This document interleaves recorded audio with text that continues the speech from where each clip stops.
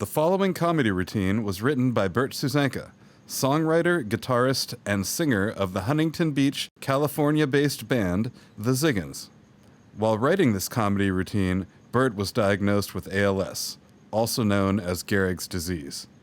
Upon completion of the writing, Bert no longer had use of his voice as the disease was progressing. As such, Bert's good friend, Todd Zman stepped in to read the routine for Bert, exactly as Bert wrote it.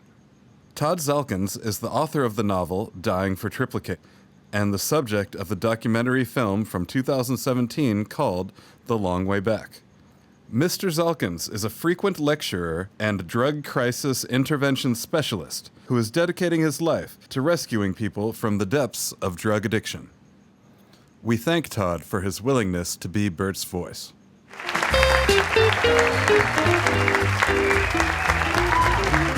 This special is called Comedy for People on Life Support.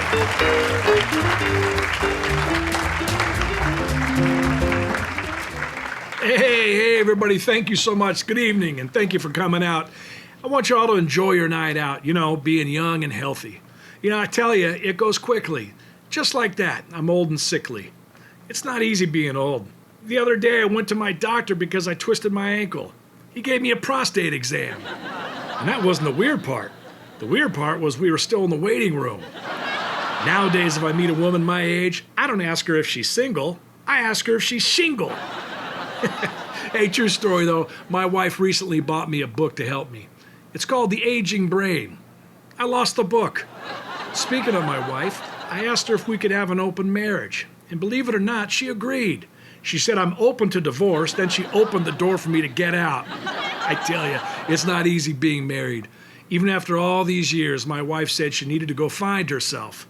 I told her, how about you find yourself in the laundry room? Or how about you find yourself in the kitchen? I'm thinking ham on rye, you know what I'm saying? Even vacations are rough at our age. Spring break to us means every spring one of us falls and breaks a hip. It seems that only yesterday I was making fun of old men who wore their pants practically up to their neck. But now, no matter what I do, I can't keep my pants from falling. I've got 2 belts, 2 wallets, and a package of hankies to try and keep them up, and they still fall down. I finally broke down and bought suspenders, which really helps, especially when I'm wearing my Speedo. Part of my problem, though, is my weight. I'm like the Bermuda Triangle of the elderly. I make food literally disappear. I'll tell you, though, when my wife and I are out in public, people say, "Oh, look how they're still in love. The way they hold hands and snuggle up while they walk around." Yeah, the truth is we can't stand each other. We only walk like that to avoid falling flat on our faces. Yeah, being married to my wife is rough. Around my house, she calls the shots. But I end up drinking them. I guess I'm what's known as a sex offender. Whenever I ask my wife for sex, she gets offended. Yeah, my wife and I are definitely members of the opposite sex. When I suggest sex, she says the opposite. At our age, though, we're living on a fixed income, which means everything in our house needs to be fixed. But I tell you, when my wife gets angry with me, she gives me the silent treatment. What she doesn't know is by her giving me the silent treatment, it's like my birthday, Christmas, and winning the lottery all rolled up into one day. Now that I'm in my 60s and have ALS, it seems my window for joining a gang is closing. Maybe I can make my own gang or two. Since I mostly just sit around and eat all day, my fat old people gang could be called the Chips, and my rival gang could be called the Blood. Transfusions. Yeah, but at my age, my drinking days are over. Now, I only drink at night. In fact, when I meet a woman I'm interested in, I don't date her, I carbon date her. But I'm noticing that old people are treated strangely. Even TV commercials go out of their way to make sure the elderly are able to understand the content. For example, they say, be sure to check with your doctor if you're healthy enough for sex. That makes no sense. I'm not even attracted to my doctor. And old people say things like, I like all kinds of music except rap. Yeah, but I guess I understand rap music is basically just lengthy, endless talking. If I wanted to experience that, I'd just go on a long car ride with my wife. One of the disappointing parts about getting old is every time I have to get a new driver's license picture taken at the DMV, I look uglier and uglier. I'm thinking it must just be the lighting in the DMV. You know, all things are just different with aging. For example, my vision's impaired. The other day I was driving down the freeway and I saw a car radically tailgating another car. Well, with my elderly short fuse, I was yelling in my car and I sped up to see who the jerk was so I could give him a piece of my mind. Turns out the front car was towing the back car. I said, oh. Then I took a blood pressure pill and drove on. I even argue with Siri over directions. I often say, come on, Siri, why are you taking me this way? She finally got tired of me, and boy, was I surprised when she said, hey, fatso, if you're so smart, why do you need me? In fact, I've been thinking, since old people are so crabby, it makes perfect sense that anyone over 60 should be issued a new social security number. It should be called antisocial security number. We should keep it simple, and all us old folks could be issued the same number, 666. When I was dating my wife, I told her I worked for the CIA. That way, when she says to me, how was your day? I simply tell her, you know my job, dear. I'm not able to talk about it. That makes it easier for me when I get home from work to brush by her and head to the toilet. But I must say, one time my wife said the loveliest thing to me. I'll never forget it. She said, Bert, I think I'm coming down with laryngitis. My wife and I aren't always on opposite sides of things. You know, years ago, we hatched a plan to get back at our kids. Whenever we know they're coming over, we just turn the heat up in the house to 90 degrees and repeatedly throw our shawls at them. We'll show them. Well, that's enough of the geriatric complaint section of the show. This is the part of the show I call, Here Are Things People Never Say. I don't know why, because I'm a good listener, but in 61 years, I've simply never heard these phrases being uttered. For instance, hey, Jim, how's that crotch of yours holding up? Or how about this? I sure love my wife, but I wish we could talk a little bit more about our feelings during the Super Bowl. Or how about, hey, yesterday Miriam told me nothing brings me more joy than my cellulite. Or last night I went on a regular date, but when I got a good look at my date, I gouged my eyes out. And just like that, I was on a blind date. When camping in the altitude, I never eat dinner. I always eat Donner. How about this? You never hear, hey, I hear the Beatles are getting back together. Or, who wants chemo? I do. Here's something I've always figured I'd hear in general conversation out in society. But strangely enough, I've never heard it. I got my BS at Harvard, my PhD at Cornell, and my STD on 2nd Street in Long Beach. Hey, Mom and Dad, I've got some big news. Brace yourself. Well, here goes. I'm engaged to a Frisbee. Here's some more things you never hear people say. Remember, Ellen, in case of fire, do not take the stairs. Always take the elevator. I believe I'm one of the great saints. I even have an astigmatism. My daughter is very politically conservative. She even got a presidential tattoo on her lower back. We call it a Trump stamp. How about this? Hey, Darren, I hope you don't mind, but I vomited in your turtleneck. Okay, family, everybody sit down. Fran and I have got some news. We're gonna have gastric bypass surgery. How about this? Hey, Tim, come on over here. We're out of toilet paper and I need your beard to wipe myself. Here's some more stuff you never hear people say. My brother is so kind, he'll give you the shirt and hair off his back.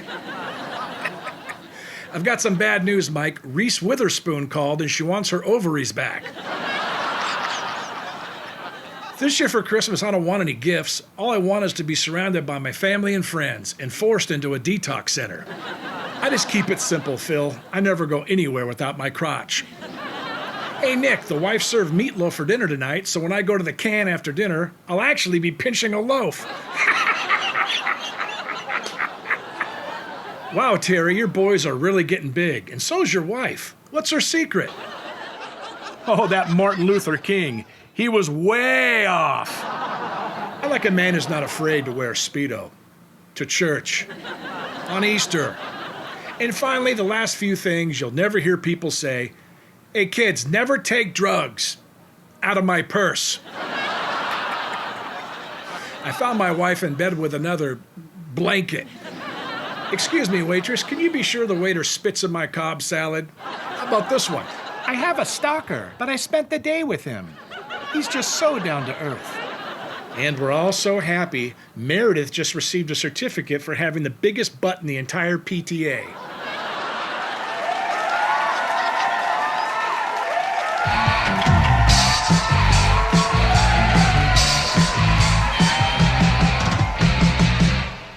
And now it's time for a segment called Music News.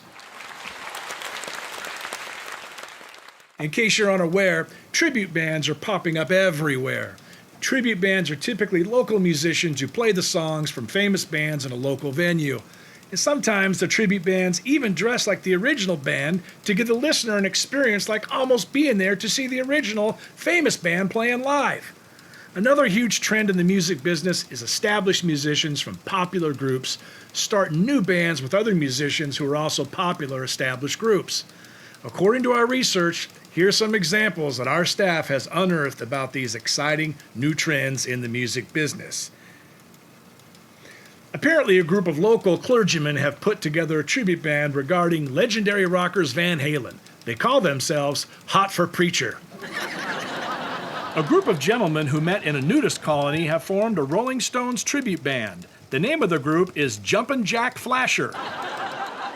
A group of friends with all low IQs have started a tribute to Maroon 5. They are called Five Morons. As mentioned, rock stars are cashing in on their fame with other rock stars. Even aging rock stars like Kid Rock and members of the Rolling Stones have formed a new band called Kidney Stones.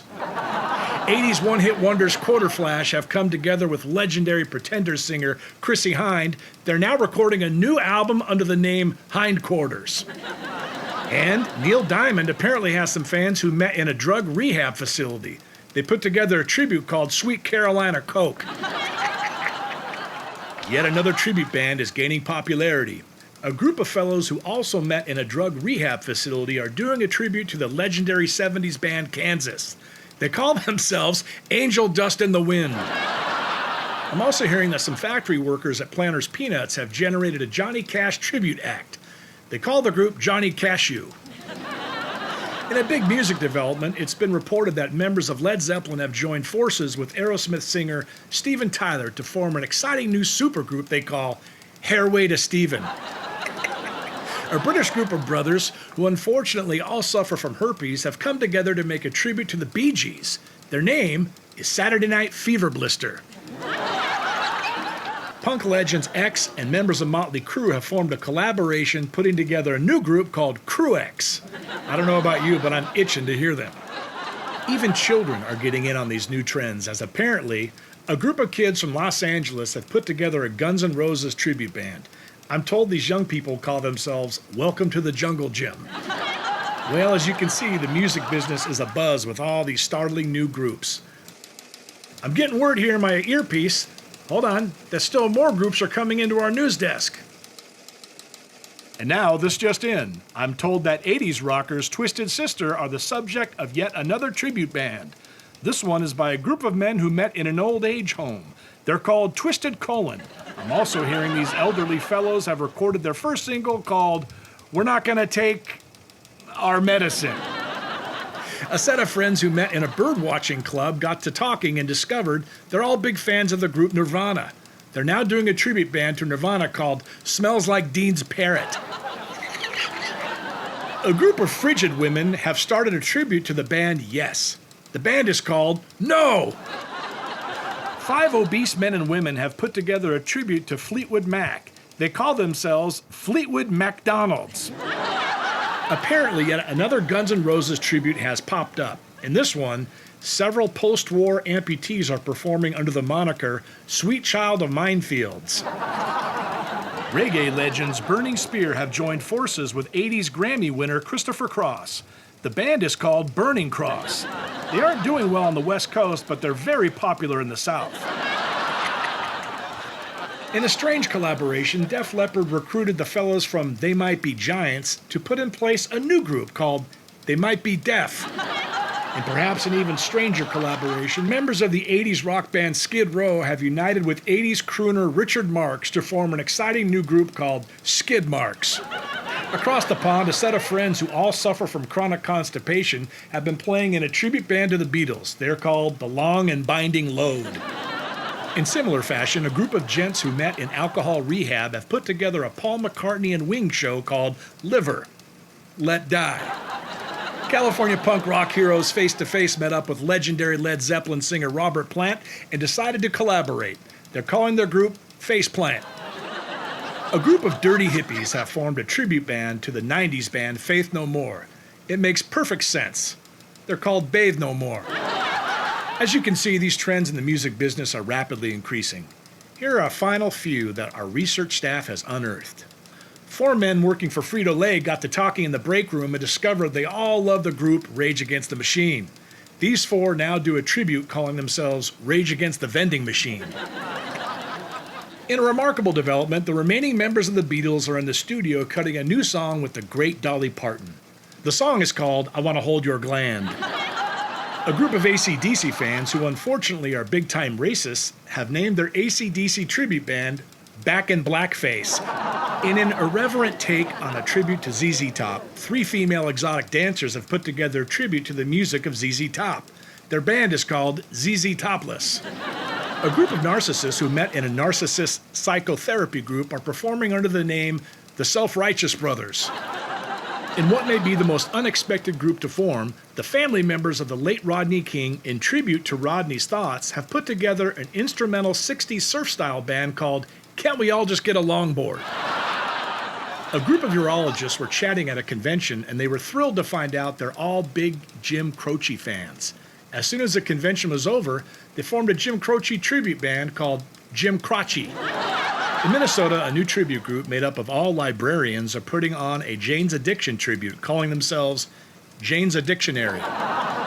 In another rehab meeting, 5 fellows with hardcore drug use problems all voiced their love of the Eagles. This exciting new group is called Life in the Last Vein. And finally, in a tribute to society's new focus on gender issues, the 90s group Boys to Men have renamed their group Boys to Menstruate. Well, speaking of bands, I was in the same band for 30 years, and I have a few thoughts on being a musician. Every show, people would say to me, "What time do you play?" "Play? What am I, 4?" I'd always answer, "Well, I'll be in the sandbox at 7, then we have juice and graham crackers at 8, and after that we play with Tonka trucks until 9. And if I don't get put down for a nap, I think we'll eat some strained peas and take the stage at around 10. Good enough?" No one ever said, "What time is your show? What time do you perform?" But honestly, I was mostly just amazed and happy that someone was even coming to the show. One thing about my band, we didn't have hot guys on stage who drove women wild. No ladies' undergarments ever flew up on stage. In fact, women wouldn't undress us with their eyes. Rather, they'd overdress us with their eyes. Yeah, like I said, no clothing from females ever landed on stage. Instead, during our show, women would run out to their vehicles, come back in with huge wool jackets on. Half the crowd looked like Eskimos in the dead of winter. Some rock band we were. Another music-related thing I've noticed is that tons of rappers have the name Lil as part of their stage name. For example, there's Lil Wayne, Lil Bow Wow, Lil Kim, and many more. You know what? To be honest, I think it'd be much more interesting if these folks got more creative with their names.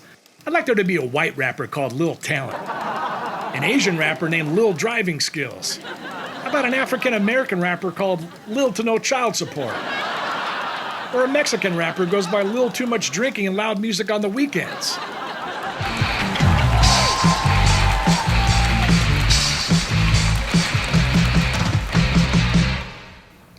Okay, so moving on, this is the part of the show I call Random Thoughts. None of this is life-changing, but since we're all here together, I think these thoughts are worth considering. Well, to start out, I've been thinking that a poorly made sequel should be called a fequel. Why are Toyota truck owners allowing Toyota to put turd on the side of their truck? It says TRD, but to me that says turd. I'd be down to the dealership in a minute saying, "Hey, get this turd sticker off the side of my truck, will you?" Their answer, "Well, sir, it stands for Toyota Racing Development." I don't care what it stands for, get it off of there. Toyota Racing Development. I don't even know what that means. I only drive to church or Walmart. Racing Development? Get out of here. By the way, I don't eat meatloaf anymore. I've decided I'm no longer eating anything with the word loaf in it. And I don't eat dumplings either because it has the word dump in it. Excuse me for interrupting, Bert. This is the show's narrator. I'm sorry to tell you this, but when you talk about bowel movements, you immediately become the least interesting man in the world. Hey, what the heck was that? Anyways, I got tired of waiting. All my aging friends have man boobs and mine just weren't coming in. So I'm excited to announce I got implants. Now I'm just like everybody else at the senior center. Now, for those of you familiar with 1970s pop singers, I think a small amount of gas being released should be called a mini Ripperton. This is off the subject, but I just cannot take an illness called mumps seriously. In the context of human sexuality, the term bored stiff makes absolutely no sense whatsoever. Before we go any further, folks, I'm a scientist and I love collecting empirical data from the audience. If you don't mind, by a clap or show of hands, how many of you have ever been dumped by someone? Oh, okay, I'm noting this here in my notebook. Another question. How many of you have ever dumped someone? Yeah, okay, thank you. Final question. How many of you took a dump today? I don't know about you, but I think it's a great decision when a woman shaves off her eyebrows and then pencils them in. I think it's like a bald guy getting a tattoo on his head that says hair, or like a teenager getting a tattoo on his face that says acne. Hey, question, what do you call a fast seamstress? Anybody? A Taylor Swift. I don't know about you guys, but my favorite bass player is the guy from The Doors. No.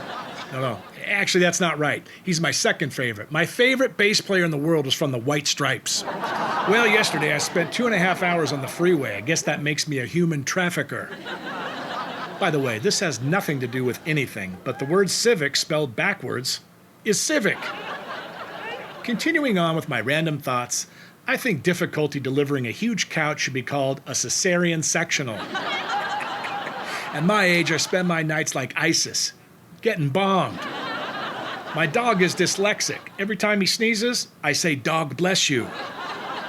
I know a lady who got a tattoo of an American flag on her rump. As she got older and put on more and more weight, she became more and more patriotic, if you know what I mean. Ointment is a weird word. How about we break up into some small groups and discuss the word ointment? This isn't funny, but I really hate it when I feel a sneeze coming on and then it just up and goes away. I hate that. Okay, does anybody know who came up with the term pap smear? Come on, man. Gross. Yesterday I was driving down the road and I saw a vehicle with a sign that said, "Caution, student driver." That's just not right. I think the instructor should have some more experience than that. I'm not comfortable saying I'm going to use the John. It's not right to just use people like that. I find it curious when I ask someone what they do for a living and they respond with, "I'm a life coach." My response is, "Oh really, who died and left you all knowing?" I think we blew it when we coined the term butt crack. It would be better if we just called it the bottom line. But I love my toilet at home so much that when we moved, I wrote it a Dear John letter. This next random thought is for the middle-aged women named Kathy who have recently decided to go by the name Kat. Too late. Your parents weren't cool enough to name you Kat. That ship has sailed. You are now and always will be Kathy. Your birth certificate says Catherine and you were fine with it, but now in your 40s you want an edgier name. But it's not happening. Don't lay it on us that we should have to memorize your new name when we bump into you at the Pottery Barn, Miss Edgy. And my final random thought, I think it's hard to get elected to office nowadays. Everything is so political. The next section of the show is simply called My Parents.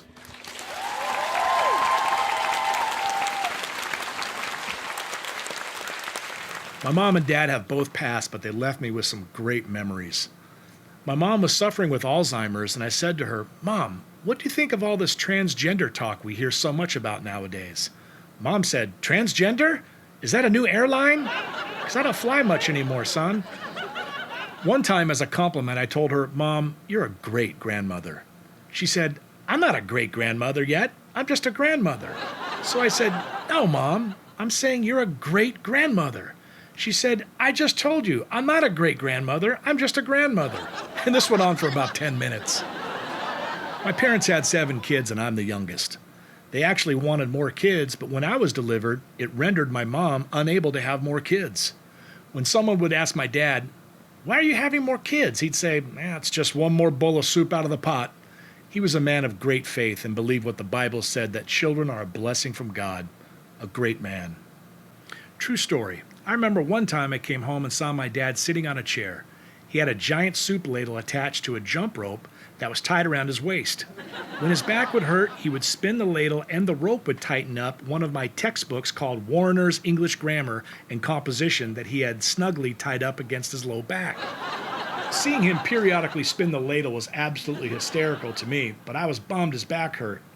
I asked my dad, "Are you going to see an orthopedist for your back?" He said, "No, this contraption seems to be doing the trick." I think you could categorize my dad as old school. Since I was a somewhat odd kid, I remember my mom saying to my dad, "Al, I don't think Bert has his head hooked on straight." I remember standing alone in the bathroom, peering at the mirror and staring at my head. I actually remember thinking to myself, well, my head looks straight to me. My nose is crooked, but my head seems straight.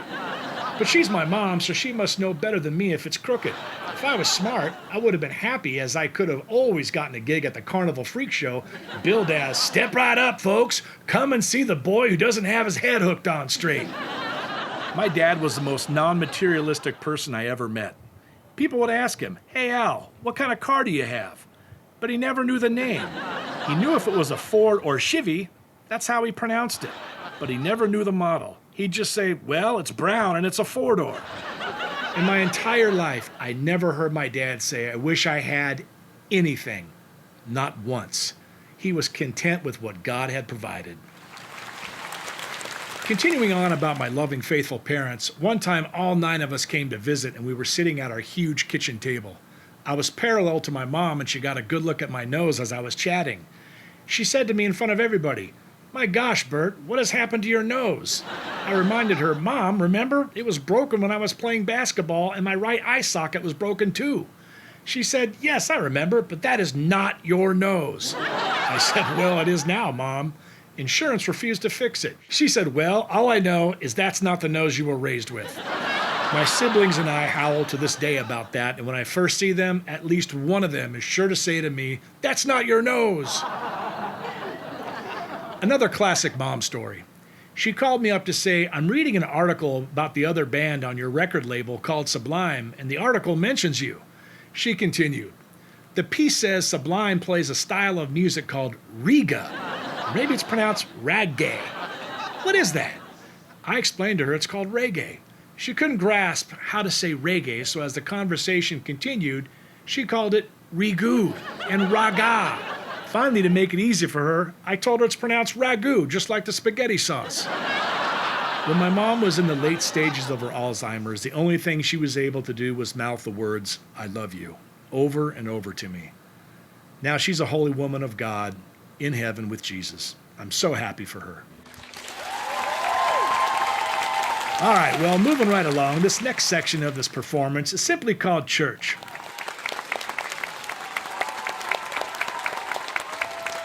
As mentioned, thankfully, my parents spent a lot of time in church and teaching us the faith. But I'll say some of the lessons seemed confusing to a little kid who didn't have his head hooked on straight. For example, the story of the rich man and the poor man threw me. When the poor man died, he was rewarded by going to Abraham's bosom. As a child, I never understood that. I remember thinking, I want to go to heaven, but I'm not comfortable lying in some 5,000-year-old guy's bosom. I thought maybe a pretty woman's bosom, but even then I wasn't totally sure what a bosom was. As I grew, I understood the passage meant the poor man went to be with his relatives and was being comforted by them, but initially I thought, that's heaven? Flying to an old man's bosom? And continuing on about a young person misunderstanding church, during the Catholic Mass, the word covenant is used a lot, which I mistook for the word coconut. I can recall sitting in the pew asking myself, why all this fuss over coconuts? Yet another verse that boggled me as a kid was, "The Lord is my shepherd. I shall not want." I thought, why does this person not want the Lord to be a shepherd? Is God going to get fired or laid off as this guy's shepherd? Wow, that takes some guts. In church, I always feel for the choir. They rehearse for hours to get their singing down perfectly. But every so often, a priest, who always has the loudest microphone, insists on gleefully singing along with his booming microphone, and he can't sing a lick. I always look at the choir director as he cringes repeatedly. True story. Some years back, I asked my son if he wanted to be an altar boy. His response was, "Is it a paying gig?" When I said no, he politely but firmly declined. One thing we learned early on from my parents, and that I've passed on to my 4 sons, is that the other people in the church and the preaching capability of the priest are not to be the focus. People in church are sinners just like me, and all need a savior. And the priests are doing their best, but not all are Dale Carnegie's speech stalwarts. Our focus at Mass is to praise God in prayer and song and receive Him in Holy Communion. That way we don't spend our life church hopping in search of perfect people and perfect preaching. In short, every service, God is there and He alone is perfect. In the most respectful way, I ask, is it just me or is this God fellow kind of a know-it-all? Recently, I was sitting out by our community pool and I heard a mother say to her son, "Messiah, stop splashing your sister." Messiah? Wow, that's a pretty heavy name to slap on your kid. Of course, if he was smart, he would have said to his mom, "I'm not splashing my sister, I'm baptizing her." That would have gotten him off the hook. But I really think his sister is not going to be getting a lot of attention around the house with a brother named Messiah. Unless, of course, her name is Mary, and she's a virgin. Can you imagine young Messiah's life? He's just trying to learn his times tables, and people are stopping him to ask for a cure to their leprosy. What an imposition. Well, I sure as heck didn't name any of my kids Messiah. I gave them more realistic names. The first son I named, "Do you want fries with that?" My second son I named Carney. Number 3 I named, "Can you spare some change?" And my youngest I named Ward, of the state. Another true story. One time we were teaching my youngest about the concept of sin, and my third son said to him, "Everybody sins, Jacob, even Regis Philbin." Finally, I've been thinking how Jesus came to be the Messiah. As you know, there's the Father, Son, and Holy Spirit. I wonder if they are up in heaven watching the disaster we're turning this world into, and they agreed. Uh-oh, it's time for one of us to take on the form of a man, die on the cross, and be their savior. But how did they decide who would go? Jesus probably deferred to his father and said, "Dad, you're the father, so I think it's best that you go." Or maybe the father said, "Nah, Jesus, you know I've got this bad ACL tear in my knee, and I'm getting older, and the savior job requires a lot of walking from town to town to do all the preaching. And I think it's best you go." Maybe Jesus said, "Well, how about the Spirit? Why can't he do it?" Then I imagine the Holy Spirit chimed in with, "Look, I'd be happy to go, but as you know, I'm a ghost. The people wouldn't even be able to see me. How could they crucify a ghost?" So I guess Jesus said, "Well, you both make a good point. I guess I'll take the gig, but mark my words, some things are going to change around here when I get back. Number 1, I want a new chariot. That old one I've been using that was Elijah's needs a ton of work. In fact, I've been stranded in that heap several times on that street of gold. And number 2, I'm going to need a new nickname. The Lamb? That sounds too wimpy. I want a modern, cool name like Savior Save." And based on all that, Jesus agreed to come and die for our sins. That is how we all got ALS, which to me stands for a loving Savior.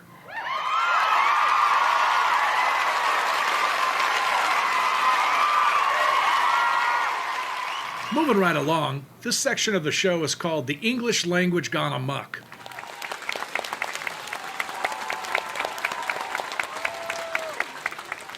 One of my biggest pet peeves is when you hear people say things like, "Well, Earl, I feel if someone is going to live in America, they should learn our language." Do you know how hard it is to go to another country and become fluent in their language? The English language is particularly hard because we've adopted all sorts of weird phrases over the years. As such, I'm going to give you a list of things we say in English that makes it virtually impossible for a foreigner to grasp what we're saying. Kick the bucket. Stop on a dime. Holy cow. For the love of Pete. Got my ducks in a row. She's one tough cookie. He really cooked his goose. I'll only be here a minute and then I'll be out of your hair. The proof is in the pudding. He's a peach. Follow my instructions to the T.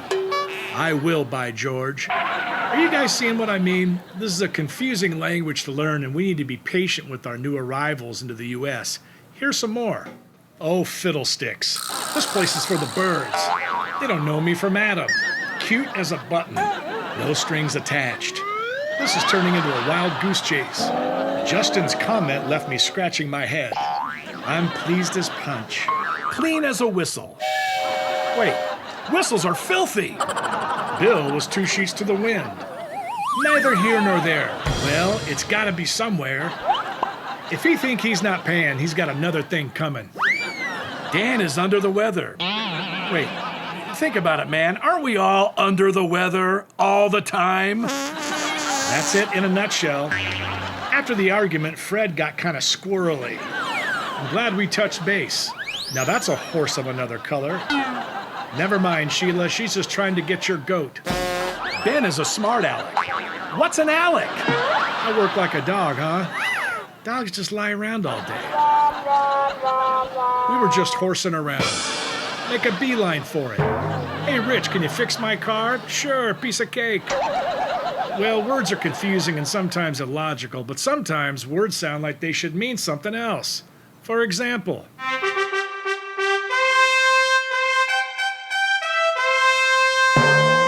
all hail our esteemed emperor, the great Syphilis Maximus. His kingdom runs along the Gonorrhea Plateau. At Hogwarts, Harry Potter got kicked in the Slytherin. Later, in the same Quidditch match, poor Harry had the Quidditch ball bounce off his Hufflepuffs.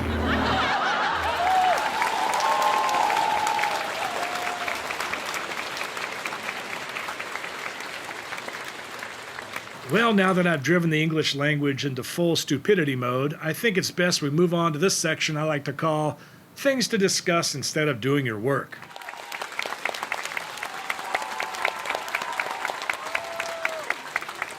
Here's something I often hear that I find offensive.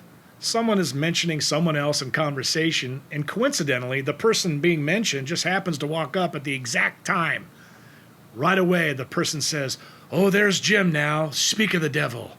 Poor Jim. He just strolled up to get a cup of coffee and he's being called the devil. Totally inappropriate. Let's agree to stop that as a society. My youngest son asked me if a hermaphrodite can get itself pregnant. I didn't know how to respond, so I just said, maybe if it's on a hermaphrodite. If you know me at all, you know I have the weirdest food issues. For example, when I get fast food, I ask for no onions on my burger, but I'll order onion rings in the same order. I love tomatoes, but I hate ketchup. I love avocados, but dislike guacamole.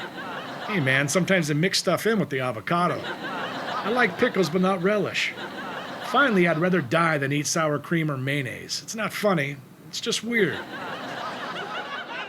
A while back, my wife politely asked me if I'd stop mowing the front lawn with my shirt off. She said, the neighbors, they don't want to see that. So of course I continue to mow shirtless because it's hot where we live. My wife asked me why I'm stubborn about not wearing a shirt, and I said I'll wear one once I reach my goal. She asked what goal I was talking about. I simply told her once I just see one neighbor physically vomit all over his or her binoculars, I will have accomplished my goal. Touching on an already well-discussed topic, I know I'm getting old. In fact, in 2021, when my band put out an album, I wanted to have a picture of all 4 members of the band on the front cover of the album. I wanted to call the album Which Ziggin Dies First.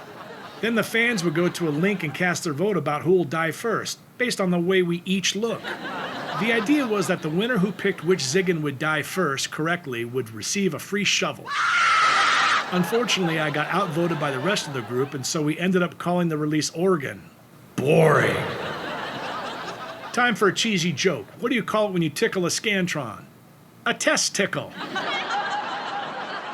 Continuing with our topic, things to discuss instead of doing your work. I think that hotels that continue with the social distancing rules from a few years back are definitely going to take a huge hit on the bookings for their honeymoon suite. Just saying. Now, there is a shoreline city in Southern California called Ocean Beach. Can you imagine this conversation happening? Hey, Phil, what beach are we going to today? Answer, we're going to Ocean Beach. I know we're going to the ocean and to the beach. What I'm asking you, Phil, is what's the name of the beach? I told you, Ocean Beach. Could you be any more vague, Phil? Or are you purposely trying to be evasive about our destination? What I want to know is which creative and brilliant city official chose the name Ocean Beach for that stretch of our coastline. How much confusion did he or she cause over the years? Time for a pink slip. Speaking of the beach, here's something I hear a lot. Oh, Kevin and I just love the beach. I always ask the folks who say that some questions to filter out the hogwash. Oh, so you love the beautiful sunshine. Well, no, we sit under an umbrella and we load up on sunscreen. We don't want those harmful rays. Then I say, oh, so you're water people. No, not really. It's too cold for us, and I can't stand slimy things on the ocean floor touching my feet. I continue, oh, so you love the feel of the warm sand between your toes. Oh, no, I avoid the sand by wearing sandals, and I sit on a beach chair to avoid getting sand in my swimsuit as it can really chafe. Finally, I ask, so you and Kevin just love relaxing and checking out the ocean view? Well, no, we both wear strong sunglasses to block the sun from irritating our eyes, but yeah, we're definitely huge beach people. What I can't stand is a laxative that works as gentle overnight relief. When I'm constipated, I want something that works now. Again, Bert, whenever you start to speak about your constipation, you remind us that you are the least interesting man in the world. Well, that was rude. Anyways, like I was saying, I want a laxative that works now. I mean, I want to take the pill and 5 minutes later be standing in my kitchen. When I drop my plate and glass, my face goes white and I begin to sweat profusely. Then I run over two of my kids and their grandma on the way to the toilet. I want to be like Clark Griswold running towards Wally World. I want to scream and tear my clothes off as I slap my behind on the bowl. Gentle overnight relief. No thanks. I have a buddy I've been asking for years to go to a baseball game with me. He's not into sports, so he politely refuses. I think he finally had a brilliant suggestion about a solution. He said, when they start playing the baseball game at the same time and on the exact same field as the football game, then I'll go. He said, now that I would find interesting. Going back to my youth in a feeble attempt to be funny, I recall standing and chatting in a circle of friends in the lunch area of my high school. When I would see our principal, a Catholic priest, strolling towards us, I would turn my back to him, and just as he passed by, I'd say to my buddies, so there I was in police handcuffs, stark naked with white powder all over my nose. Then I'd say, oh, hi, Father, as he passed by me. Every time he would stop and briefly get my neck in a Vulcan Spock-like grip, and then he'd smile and press on. Big fun for a 17-year-old Bert Susanka. But I've always had a propensity for putting my foot in my mouth. For example, recently I said to my friend who has no hands, you feeling me? One time I went to end a relationship with a girl I'd been dating. She's a deaf mute, and I said to her, we need to talk. Another time when I worked at the Veterans Administration, I gave advice to a veteran who was an amputee about his pending court case. I simply meant no harm when I said, regarding your pending court case, I don't think you have a leg to stand on. I have a history of putting my foot in my mouth. Now something I feel we need to discuss is that every city has a Palm Avenue. I think that's unfair. Why Palm? No Ankle Avenue, Foot Avenue, no knee or neck. Why Palm? Bert, the street is named that way, as in palm tree.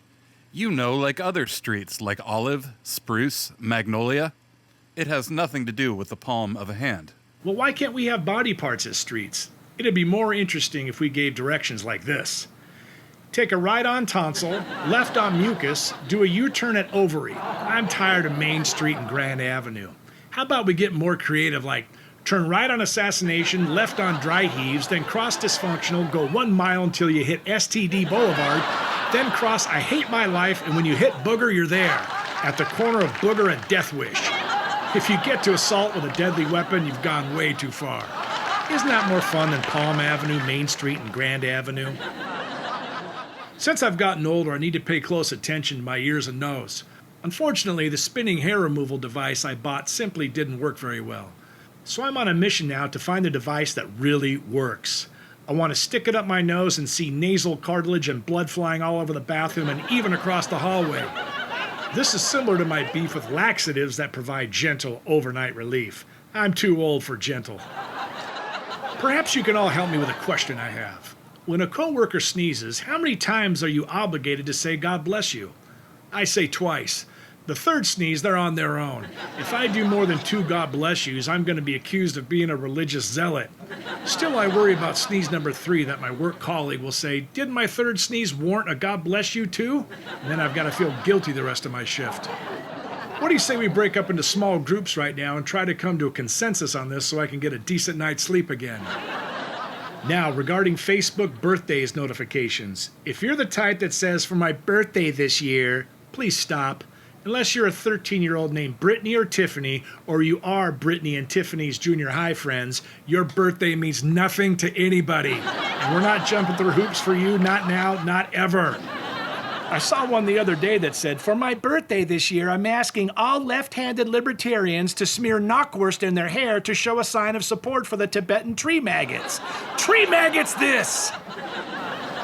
Well, do we have any airline pilots in the audience?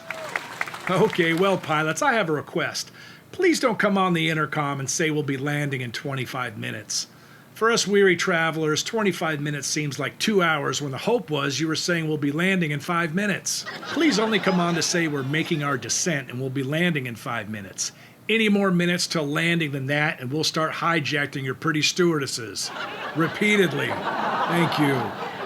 Moving from pilots to proctologists, I'm thinking when a proctologist gets home from work and his wife says, "How was your day?" I wonder if he says, "Just another day at the orifice."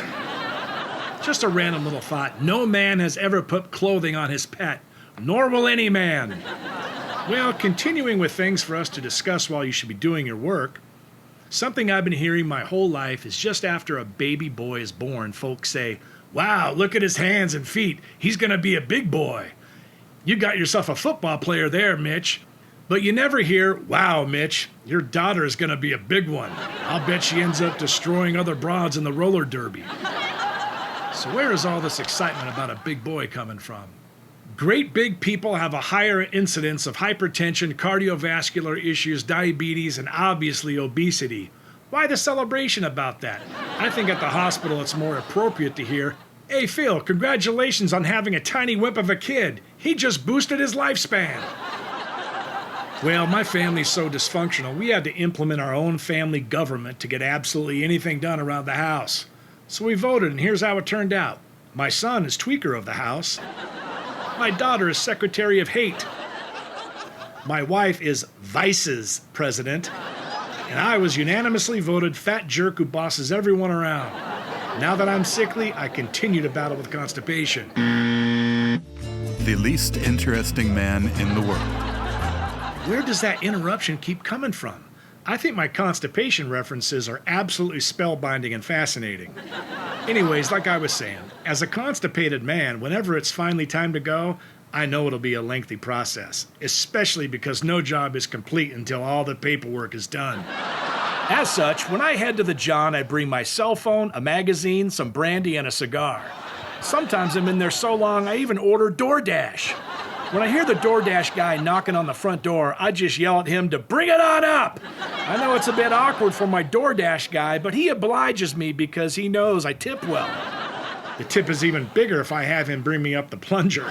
And oh boy, what a tip he gets if he does the actual plunging for me. Last week I saw a dissatisfied, depressed young woman driving on the freeway next to me. She had a bumper sticker that read, "In memory of my virginity, 2001 to 2023. In our home, when our dog goes to the bathroom, he automatically is given a treat. I think I should be afforded the same luxury.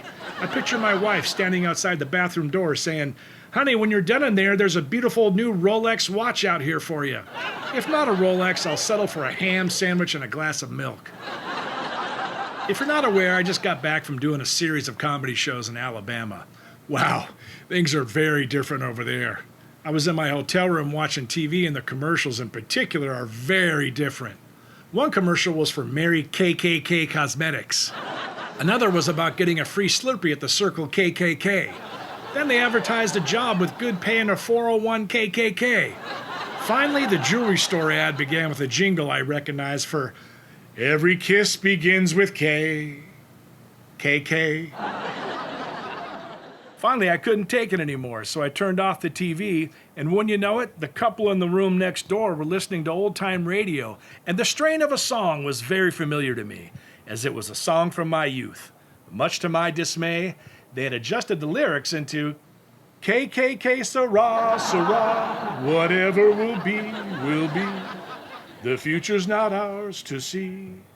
KKK, Sarah." Finally, I ran out of the hotel and hopped on a plane. My comedy tour was over. Is it just me, or does anyone else, as they run upstairs to vomit, think of the phrase "stairway to heaven"? I think when a husband and wife have been married so long that their gas smells the same, we should call it Tutankhamun. Recently, I wanted to get help at a medical clinic, but I couldn't because the sign outside said walk-in clinic, and I was in a wheelchair. Boy, that was rude. As a dad, I've discovered over the years that there must be a huge ring of thieves targeting the white socks of dads only. I personally can't keep them in my drawer. What I'm getting at is there's a reason you see dads all over America in shorts and black socks mowing their lawn after church on Sunday. But it's not us dads' fault. I believe it's a global crisis of epic proportions. Let's break up into small groups and discuss this. Just between you and me, I think because of bone density loss and big-time balance issues, when two senior citizens fall in love, they really fall in love. And all senior citizens should make sure they have the AC/DC song Back in Black always available to listen to, because with all the funerals we attend, the phrase Back in Black really makes a lot of sense, wardrobe-wise. Nowadays, I find that vacuum cleaners really stink. Sure, they look great with the see-through head and the spinning devices, but the problem is they don't work. We've personally burned through 9 vacuums since we tied the knot. When I was a kid, we were encouraged to do a lot of vacuuming, especially if company was coming. We had an industrial brand Hoover upright that maids used in hotel rooms, and it never broke down. I remember one time I accidentally vacuumed up my little cousin Tina, who was laying on the floor coloring. We didn't find little Tina until the Hoover finally burped her up on Thanksgiving Day, 1977. But I'll tell you, that Hoover was no worse for the wear after housing a small child for 3.5 months. It's probably still running perfectly today in some 150-room hotel. But I worked in an office for many years, and I always heard the same telephone dialogues coming out of every office as I passed down the hallway. I was burned out with the standard dialogue. Just once, I wanted to overhear a one-sided telephone conversation that went like this. Okay, send the document to my email. Oh, my email? It's L like loogie, T like torture, A like armpit, C like crack addict. No, I said C like crucifixion, M like manslaughter, D like decapitation, and S like stroke victim at Verizon.net. Do you need me to repeat it? Okay, sounds like you got it. Thanks, I'll look for your email. My name, oh, sorry, I thought I gave you that. My name is Biff. That's B like bankrupt, I like irresponsible, F like fentanyl, and F like fentanyl. Okay, thanks, we're all set. Have a nice day. This year during the holidays, I'm hoping to get a Christmas card with a realistic insert update about how a family did this year. I'm tired of Kenneth is at Harvard and Jennifer is finishing up her pre-med studies at Johns Hopkins. What I'm hoping to receive is some truth this year, like, my husband Herb has been unsuccessfully hitting on his secretary for the last 8 months. Our oldest daughter, Penny, got second-degree burns while residing in something known as a crack house. Herb Jr. slammed his Prius into a group of school children in a crosswalk because he was leering at a female jogger in yoga pants. Our youngest daughter, Melinda, has moved to Iraq to shoot a tribute documentary about her all-time hero, the late Saddam Hussein. And finally, our dog Buster snuck out of our yard and impregnated our neighbor's parakeet. So I'm proud to announce we are going to be grandparents.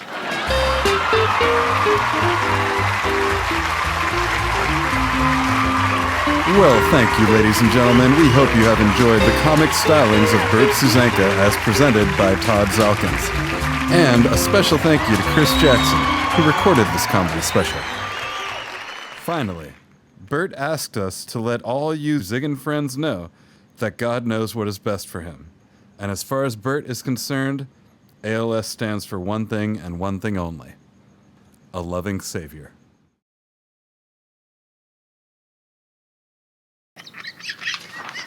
Is it okay that I'm laughing? You can just delete it? Yeah, no, it's okay. Yeah, because I'm sorry, but I'm finding it. Oh, wait, maybe. Rolling? Yep. I like this one.